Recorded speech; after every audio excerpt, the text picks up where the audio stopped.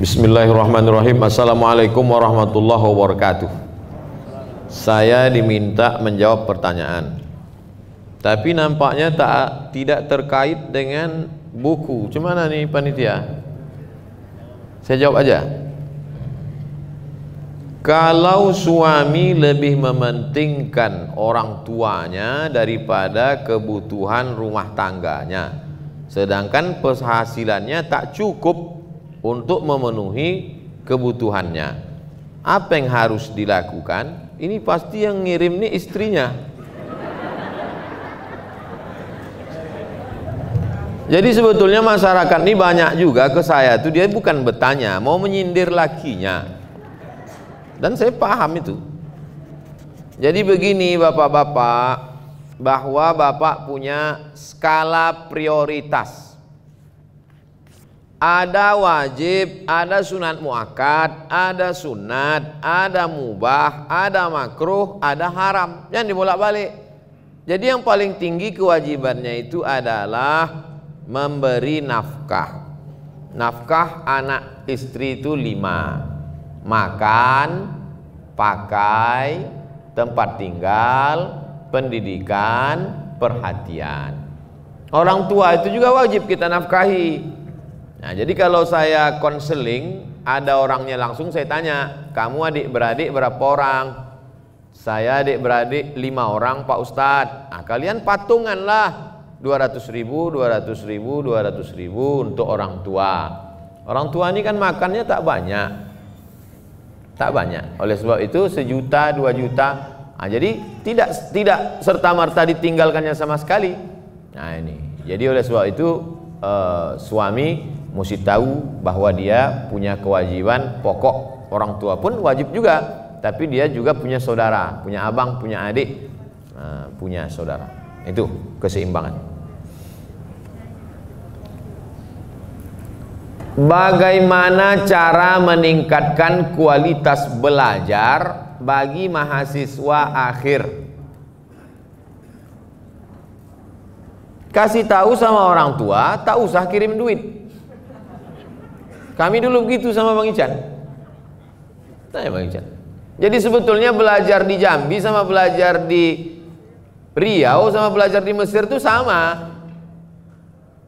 Quran di Mesir itu 30 juz juga, bukan 31. Lalu di mana bedanya? Di Mesir itu kami belajar hidup. Belajar bagaimana cara menjalani hidup. Dari Kairo ke terusan Suez naik kapal, naik bis 7 jam. Dari terusan Suez pergi ke Jeddah 2 hari 2 malam naik kapal laut, dipukul ombak, dihempas gelombang, tinggal di atap. Kenapa di atap? Itu tiket paling murah.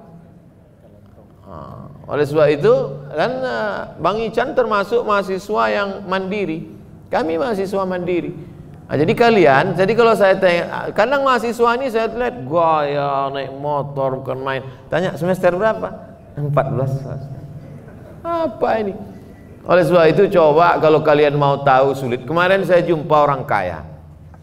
Saya suruh anak saya Pak Ustadz buka rumah makan, jual nasi 6.000 sebungkus. Mana ada nasi bungkus 6.000 lagi Pak Haji? Saya bukan nyuruh dia cari duit, supaya dia merasakan sulitnya cari duit. Bagaimana belanja, beli beras, masak, buka toko pagi-pagi.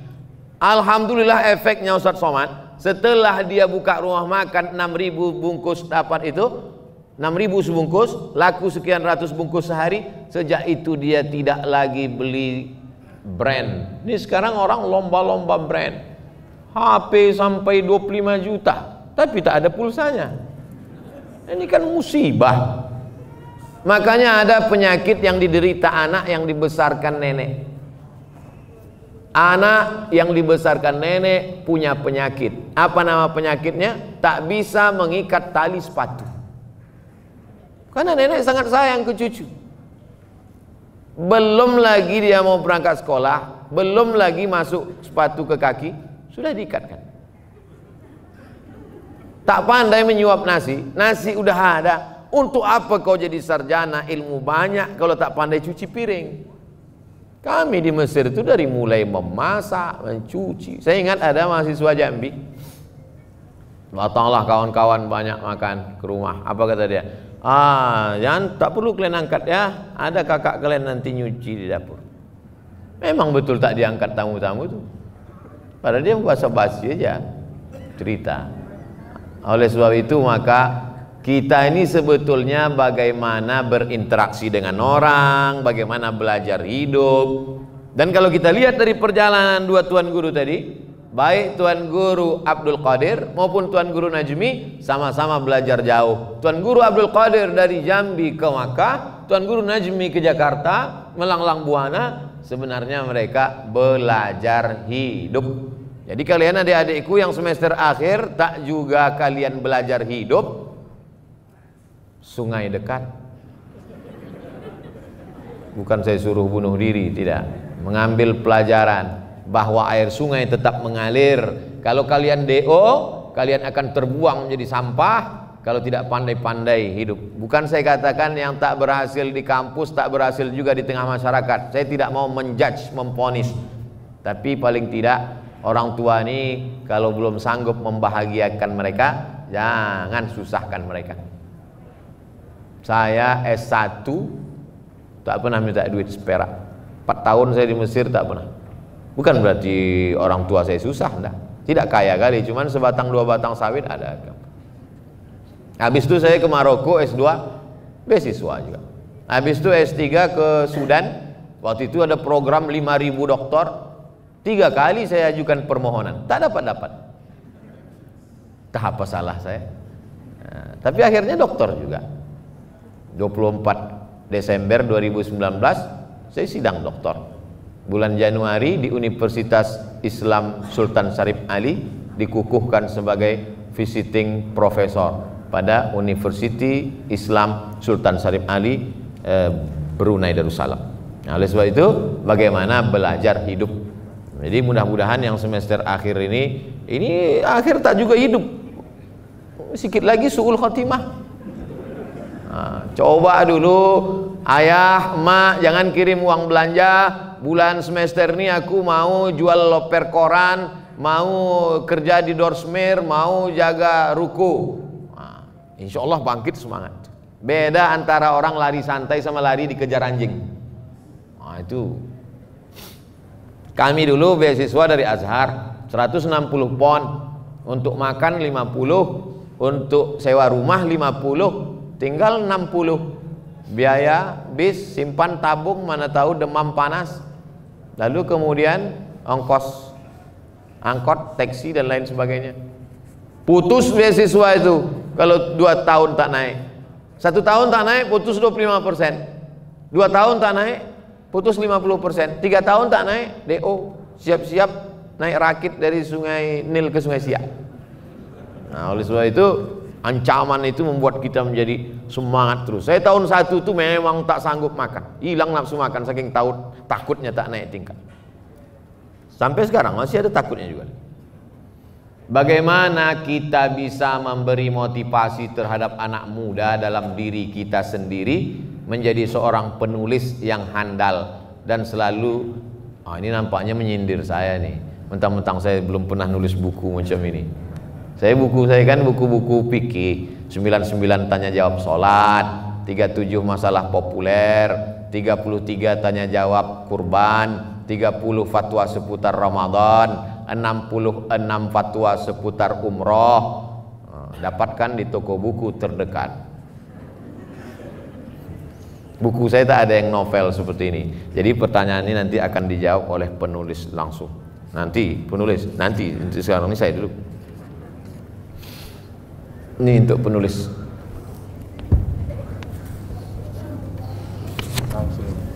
Menolong diri kita dalam politik, ekonomi dan agama di masa yang penuh keraguan ini.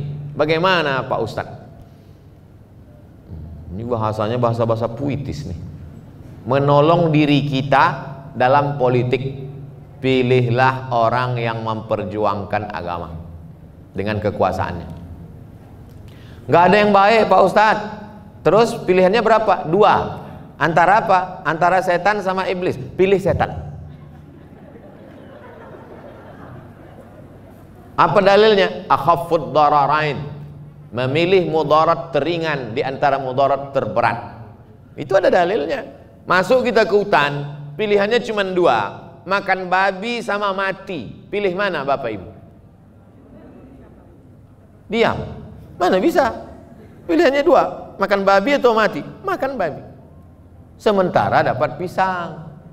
Kalau udah dapat pisang, jangan makan babi lagi. Datang kawan bawa pisang, bro ini pisang. Ah enggak, sedap babi ini. Nggak bisa. Ini darurat. Nah ini dalam bidang politik. Dalam bidang ekonomi Pak Ustadz, begitu juga. Saya ini dililit riba Pak Ustadz. Ada aset yang bisa kau jual? Ada. Jual aset, bom riba nih, pam, tutup dia. Jangan bergelimang riba lagi. Tak bisa Pak Ustadz. Kalau saya bom ini meledak semuanya.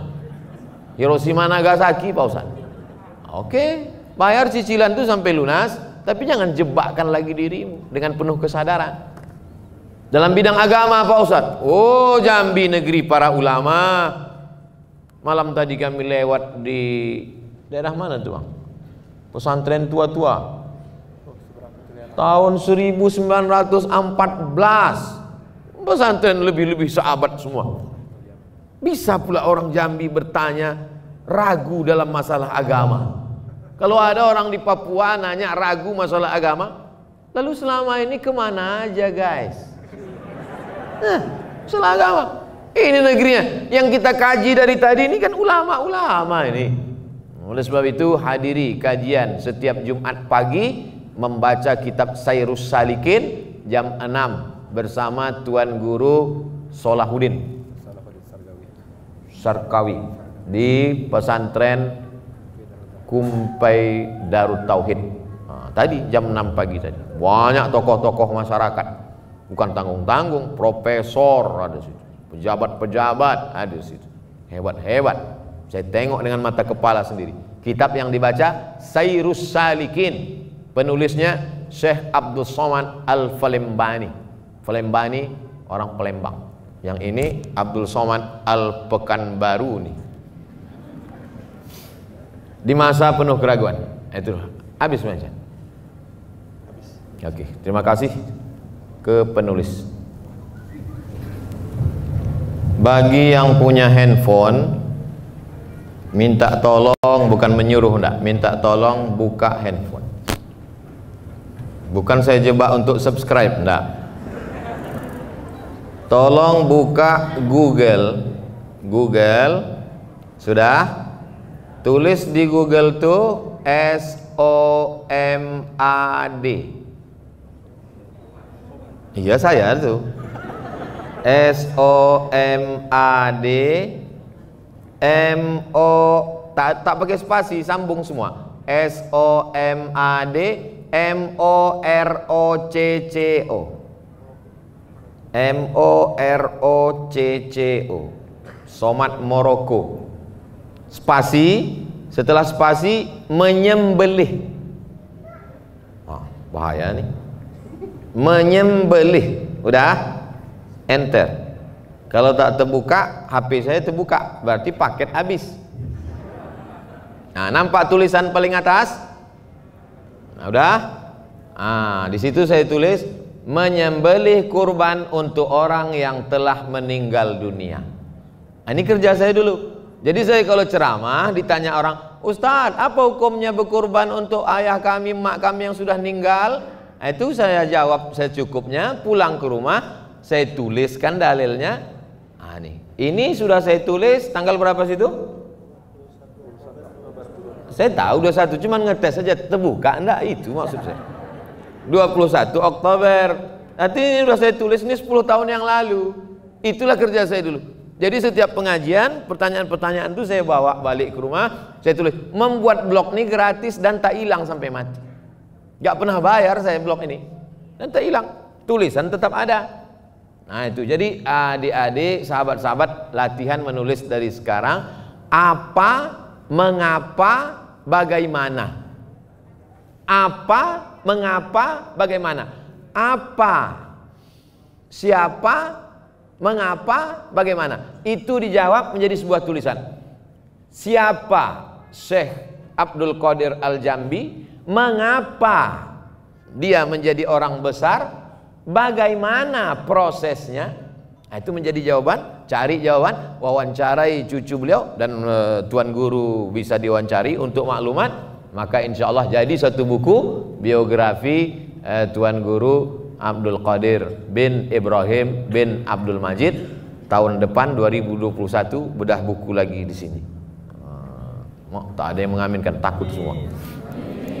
Nah, jadi saya menulis begitu cara saya menulis. Sekarang sampai sekarang saya tetap menulis sesuatu, menulis di Instagram, di WhatsApp, yang penting-penting, yang tak penting enggak. Demikian jurus singkat yang dapat saya sampaikan.